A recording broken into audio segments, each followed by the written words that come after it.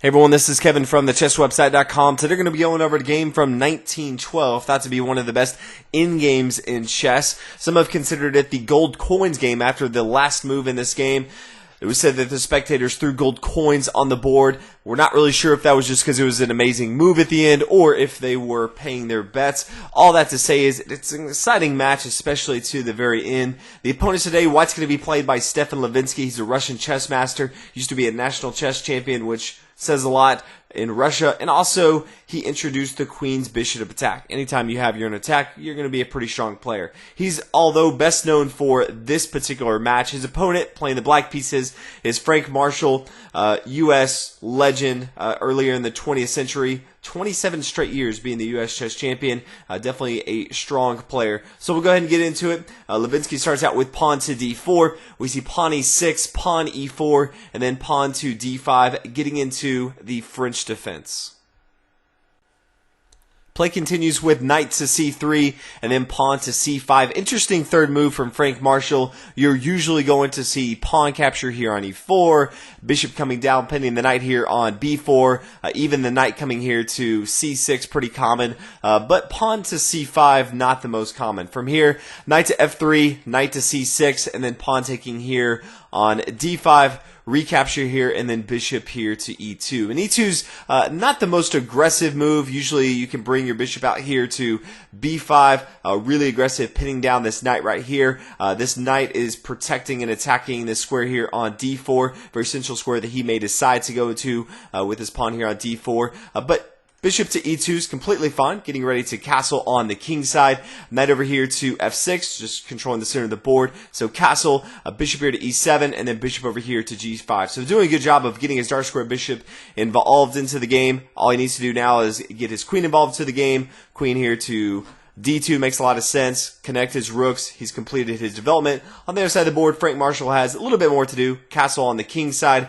Get his light square bishop involved into the game and then get his queen involved. We do see the king castle first and then pawn taking here on c5. Bishop here to e6. And Black has a few options here. He could take it with his bishop here on c5. This is probably what I would do myself. But bishop here to e6 is fine. This pawn, it's not really going to be protected. The queen's not going to come here to d4 and just be captured. The pawn's not going to come here to b4. It's just going to be captured by the knight, both of these cases. So he can kind of have an in-between move. The bishop here to e6. He knows he has to do that to complete his development. So this just allows him to take that pawn a little bit later in the game. Knight here to d4, and then the bishop here to c5, as we talked about. Now the knight's going to take here on e6, and this is kind of an interesting spot for White here as far as what he really wants to do on board. I don't really like taking with my knight here on e6. You do sometimes want to get your opponent's bishops off the board, giving them double bishop pair. It's pretty dangerous, but as Frank Marshall captures back here, Frank Marshall all of a sudden has two pawns in the center of the board. White has no central pawns, so that's definitely going to be a bad thing.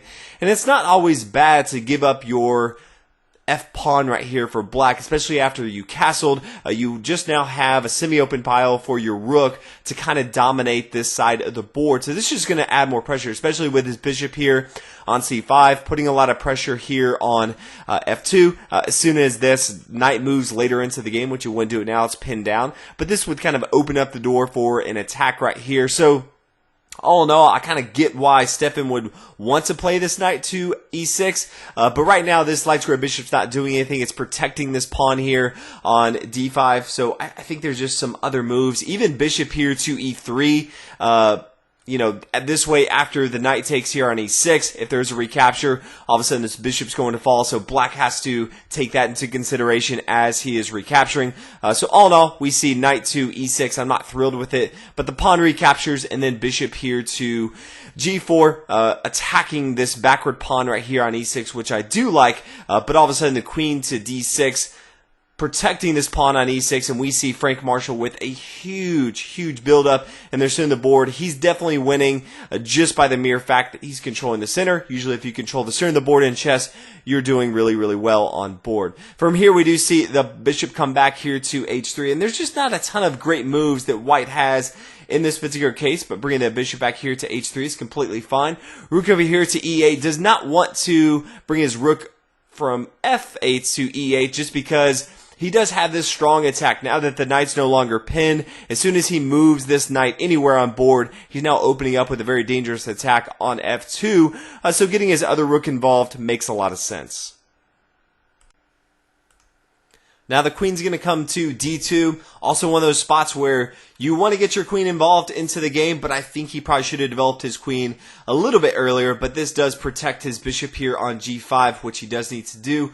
Bishop here to b4, pinning down this knight right here. This knight's really kind of the only thing that's putting pressure on these pawns in the center of the board. Usually don't have to worry about the queen too much. A bishop taking on f6, that's completely okay. Rook taking here on f6, all of a sudden Frank Marshall can go ahead and double his rooks here on the f-file, put even more pressure on his opponent. Now rook over here to d1, trying to control the center of the board right here.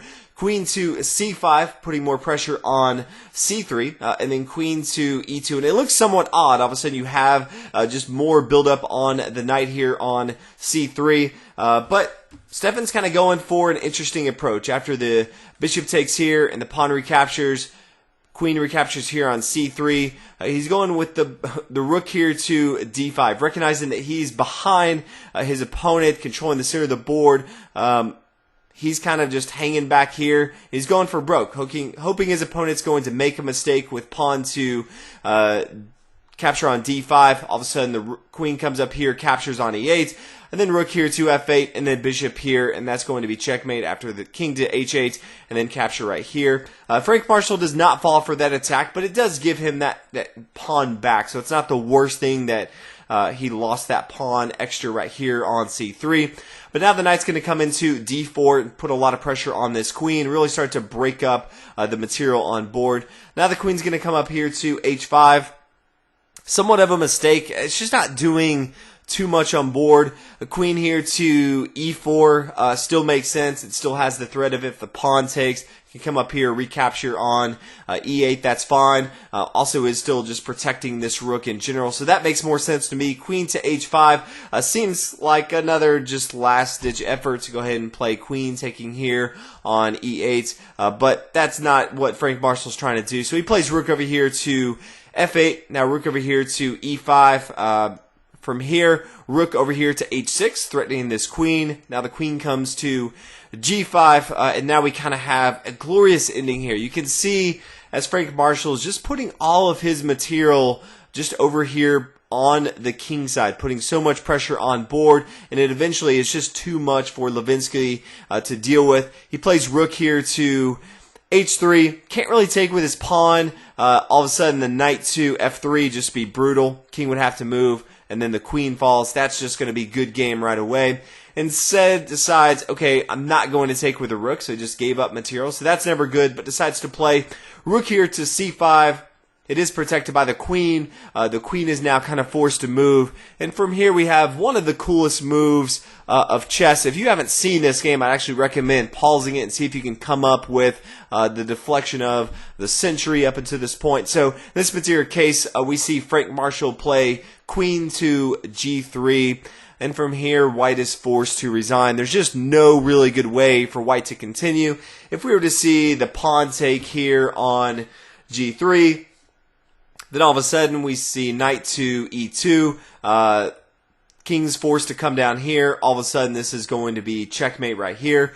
So that's one option. If we see instead this other pawn take here on g3, that also is not going to be good. We just see a quick checkmate right here. There's just nothing that can happen. So from white, if we see maybe rook to e1, maybe give a little bit of breathing room. All of a sudden queen to h2.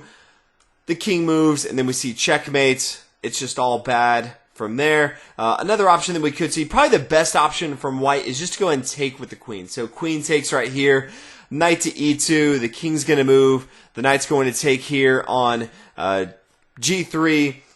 Can't really just take right here because the rook's going to come down. Checkmate.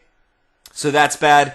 Instead, we could just see the king come back here, and then we just could see it continue. So knight back here to E2 if we wanted to, could just go ahead and capture on F1 if we wanted to after the pawn takes here on H3. Then all of a sudden, knight to D2, just way too much material on board, an extra minor piece. White would kind of be forced to resign against such a strong chess master. But I thought it was fitting. It's always nice when an opponent understands when the game is lost and they resign at a really nice spot. And so on board, after queen to G3, knowing that it's lost, he decides to go ahead and resign. And at this point in the game, this is where the spectators apparently started throwing gold coins on the game. I hope that it was just because they were overwhelmed with excitement. They hadn't really seen anything like this. Really great move by Frank Marshall. So congratulations to him. For all the chess fans out there, if you hadn't seen this, definitely one to watch just because it's so fun. So hopefully you guys enjoy this video. Really cool to see players back in 1912 playing such fun and exciting chess. I don't think we always see that as much nowadays. Less mistakes, less going for broke in this sort of game, but always good to see it. 1912, Frank Marshall, congrats. So hopefully you guys enjoyed this video, and I'll see you guys in the next one. Thanks for watching.